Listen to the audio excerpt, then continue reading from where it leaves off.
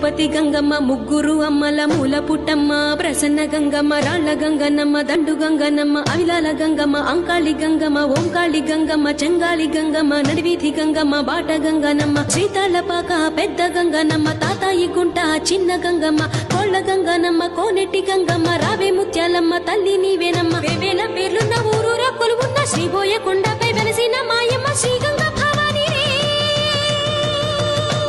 మనోము పండి కొలువైన తల్లి